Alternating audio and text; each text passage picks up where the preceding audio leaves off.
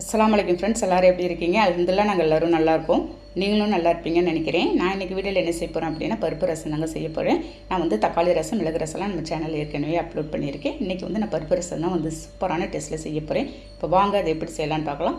வீடியோக்குள்ளே போகிறதுக்கு முன்னாடி நம்ம சேனல் மும்தாஜ் கிச்சனை சப்ஸ்கிரைப் பண்ணிவிட்டு அப்படியே பக்கத்தில் இருக்க பெல் ஐக்கானை கிளிக் பண்ணிவிடுங்க. அப்போ தான் நான் போடுற வீடியோ உங்களுக்கு உடனே வருங்க.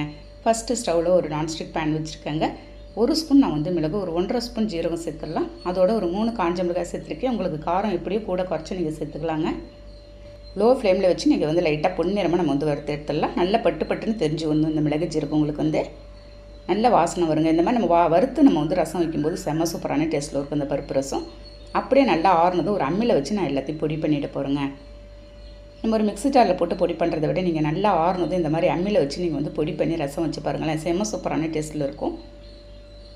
பாருங்கள், ஃபஸ்ட்டு நல்ல மிளகாய் நல்லா பொடி பண்ணிவிட்டு மிளகு ஜீரகத்தை வச்சு லைட்டாக தட்டி விட்டு நம்ம பொடி பண்ணிடலாம். நல்ல ஒரு ஃப்ளேவரும் உங்களுக்கு செம்மையாக இருக்குங்க.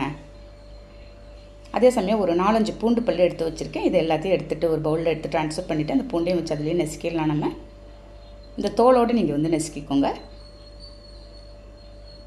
அவ்வளோதாங்க, எல்லாத்தையும் ஒரு பவுலில் ட்ரான்ஸ்ஃபர் பண்ணிடுறேன் நான். இப்போ ஒரு மிக்சிங் பவுலில் நான் ஒரு 2 ஸ்பூன் அளவுக்கு துவரம்பயிறு வேக வச்சு எடுத்து வச்சுருக்கேங்க. நம்ம பருப்பு ரசம் வைக்கும்போது அந்த துவரம்பயிரோட கொஞ்சம் சேர்த்து போடுங்க, டேஸ்ட்டு நல்லாயிருக்கும்.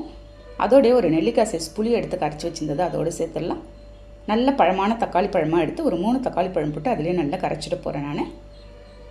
தக்காளி பழம் நீங்கள் உங்களுக்கு பழமாக இருக்கணும், அப்போ தான் நல்லாயிருக்கும். பாருங்கள், எல்லாத்தையும் நல்லா நைஸாக கரைச்சிட்டேன் நான். பொடி பண்ணி வச்சுருந்தேன் மிளகு ஜீரகம், பூண்டு ஒரு 2 எடுத்து அதில் போட்டு கரைச்சி விட்டுடலாங்க. பாருங்கள், இந்த மிளகு ஜீரகத்தையும் பூண்டையும் போட்டவுடனே அவ்வளோ ஒரு வாசனையாக இருக்குது ரசமே. இந்த ரசத்துக்கு உங்களுக்கு உருளைக்கிழங்கு, நெத்திலி கருவாடெலாம் சூப்பராக இருக்குங்க. நல்லா மிக்ஸ் பண்ணிவிட்டு ஒரு 2 ஸ்பூன் தூள் உப்பு சேர்த்து கருவேப்பிலை மல்லி இலை போட்டுடலாம் கொஞ்சம்.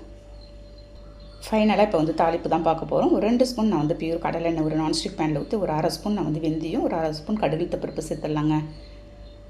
தட்டி வச்சிருந்து பூண்டை போட்டு நல்லா வாசனை வர வரைக்கும் பொரியிற வரைக்கும் நம்ம நல்லா மிக்ஸ் பண்ணி விட்டுடலாம் எல்லாத்தையும். பாருங்கள், இந்த பூண்டை நல்லா தட்டி போட்டு நீங்கள் வெந்தயம் போட்டு தாளிக்கும் போது செம்மையாக இருக்குங்க ஃப்ளேவரு. கருவேப்பிலை ஃபைனலாக கொஞ்சமாக நான் சேர்த்துட்றேன். நல்லா உங்களுக்கு பொரிஞ்ச ஒன்று. என்கிட்ட இன்றைக்கி பெருங்காயத்தூள் இல்லை, அதனால் நான் பெருங்காயத்தூளை ஸ்கிப் பண்ணிட்டேங்க. உங்கள்கிட்ட பெருங்காயத்தூள் இருந்தால் நீங்கள் சேர்த்துக்கலாம். நம்ம கூட்டி வச்சுருந்த ரசத்தை எடுத்து அதோடு ஆட் பண்ணிவிட்டு நான் மீடியம் ஃப்ளேமில் வச்சு நான் கொதிக்க வச்சுட்டு போகிறேங்க. அவ்வளோதாங்க, அது அப்படியே இருக்கட்டும்.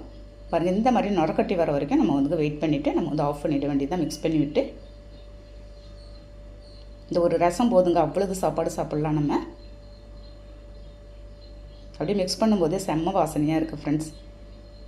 நீங்கள் இதுக்கு ஒரு நெத்திலி கருவாடு இல்லாட்டி உருளைக்கிழங்கு, நீங்கள் முருங்கைக்காய், இதெல்லாம் நல்ல ஒரு காம்பினேஷனாக இருக்கும் தொட்டுக்கிறதுக்கு. மிக்ஸ் பண்ணி விட்டு மூடி வச்சிடலாம். அப்போ தான் நம்ம உடனே ரசம் ரெடி ஆனதும் நம்ம மூடி வச்சிடணும். அப்போ தான் திறக்கும் போது செம்ம வாசனையாக இருக்கும்.